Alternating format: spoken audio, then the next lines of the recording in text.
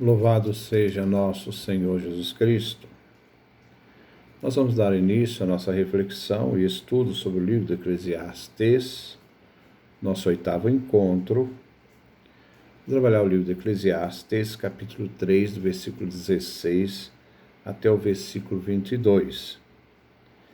Reflexão sobre as questões humanas, a injustiça e o juízo de Deus. Vamos fazer a nossa leitura do texto que nós vamos refletir. Capítulo 3, versículo 16 em diante. A injustiça. Outrora, pois observei sob o sol, na sede do direito, o delito, no tribunal da justiça, a iniquidade.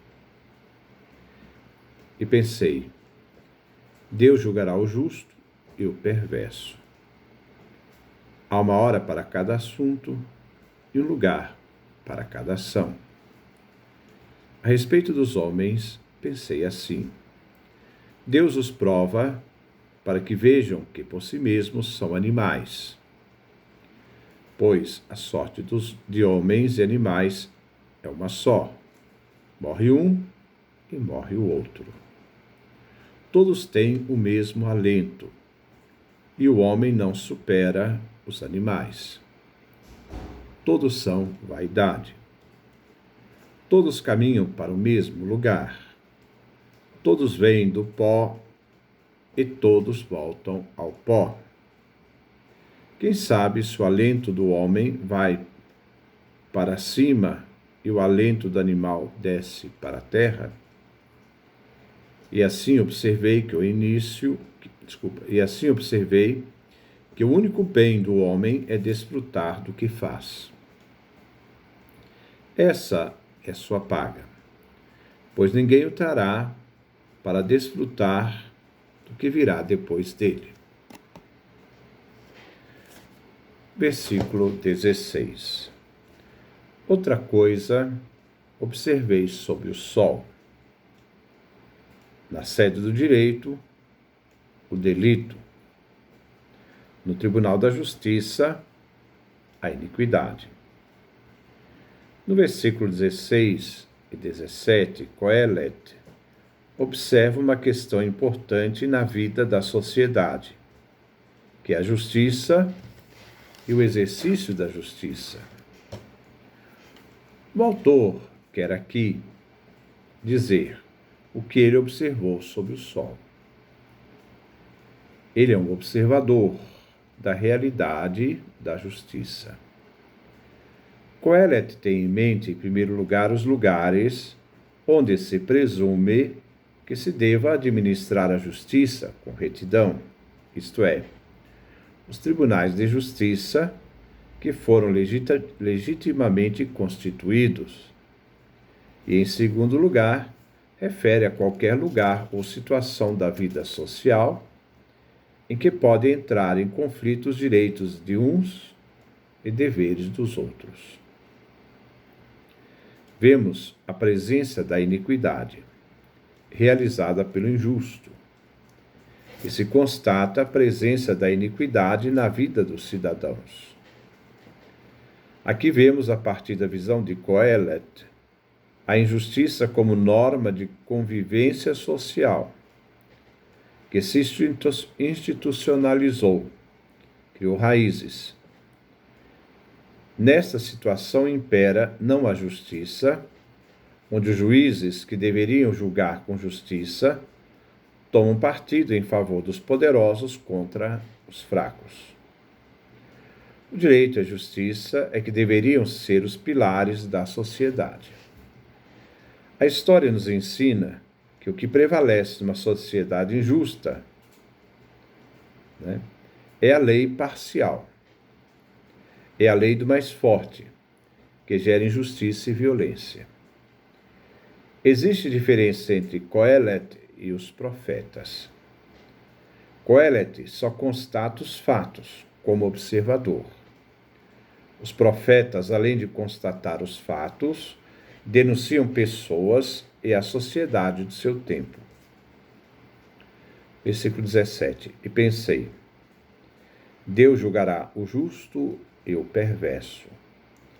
Há uma hora para cada assunto e um lugar para cada ação. A pergunta que se faz: como pode Deus permitir? Quoelet quer buscar uma resposta à questão. Existem várias opiniões. Uma primeira revela que o Supremo Tribunal de Deus é que julgará o justo, como também julgará o mal. E Deus irá dar a cada um aquilo que merece. Mas este apelo a Deus não resolve a questão. E nascem então grandes dúvidas.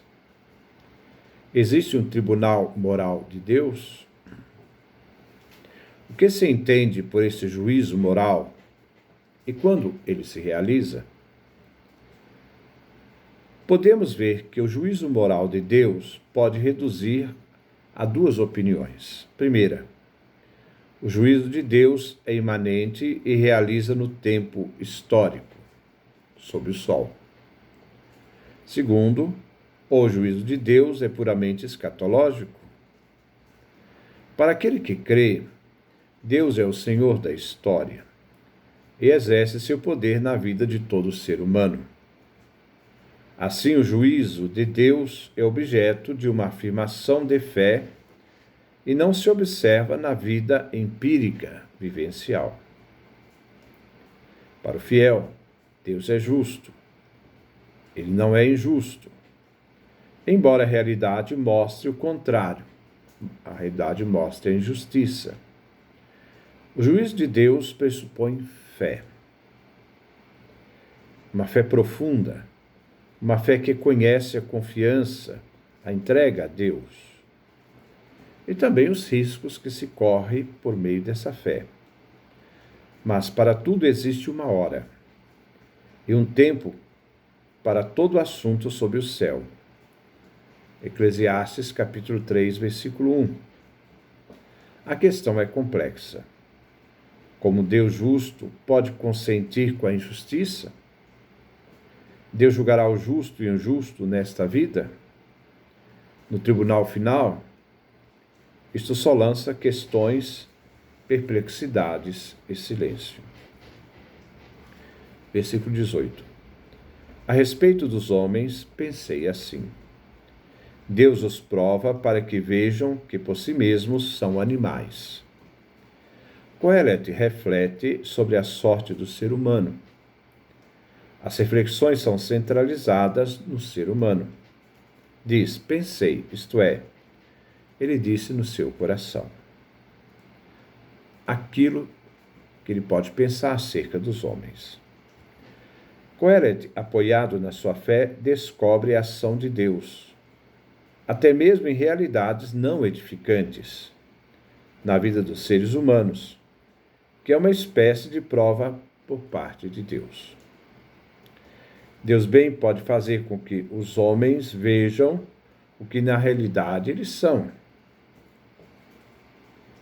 que eles por si mesmos são animais, participam da realidade animal.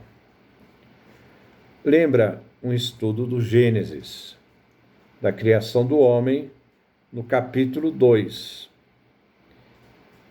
e a realidade do ser humano com os animais, a distinção que a teologia hebraica faz.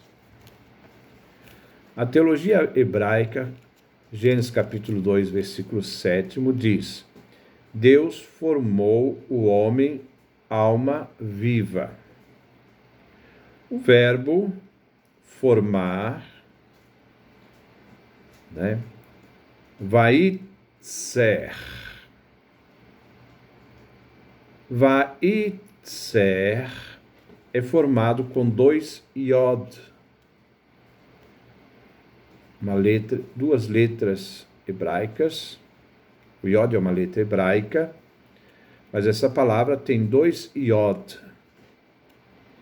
Ele tem uma realidade que identifica com os seres vivos, a realidade material, fazendo um ser vivente, então, a realidade do primeiro iod, e tem uma realidade divina que o faz participante de Deus, do sopro divino. É o segundo Iod. Quando Gênesis fala da criação dos animais, ele usa o mesmo verbo, Yatser, mas com um único Iod. Os animais só têm o elemento vital, não têm o elemento espiritual. Capítulo 2, versículo 19 do Gênesis. Versículo 19. Pois a sorte de homens e animais é uma só. Morre um, morre o outro. Todos têm o mesmo alento, e o homem não supera os animais. Todos são vaidade. O ser humano, por ser, trazer a realidade dos animais, então ser também um ser vivente como os animais, participam do barro, do Adamá. Adamá quer dizer que vem do barro, do fango, e tem o mesmo destino, a morte como sorte. Coelho refere aqui à morte em concreto, tanto dos homens quanto dos animais. Pois como morrem uns, morrem também os outros. Coelet tinha já falado da mesma sorte do sábio e do nécio, no capítulo 2, versículo 14 seguintes. Todos são seres vivos, viventes. Como o homem é um ser vivente, ele participa dos animais como seres viventes. E assim, na realidade do corpo vivo, o ser humano não supera os animais. Assim, tudo é vaidade. Tudo vai se dissipar como fumaça. Versículo 20. Todos caminham para o mesmo lugar, todos vêm do pó e todos voltam ao pó. Tanto o homem quanto os animais possuem, então, a mesma sorte. Este versículo tem duas partes. Primeiro, todos caminham para o mesmo lugar. Segundo, todos vêm do pó e ao pó voltam todos. A vida no tempo é uma quantidade de seres viventes que vão para o mesmo lugar.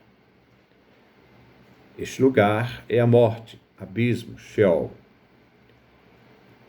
Todos vêm do pó, nos lembra o livro do Gênesis, referindo a Adão, pois és pó e a pó voltarás. Capítulo 3, versículo 19 do livro do Gênesis. Mas Coelet é original. Ele diz que não só os homens, mas que também os animais retornarão ao pó.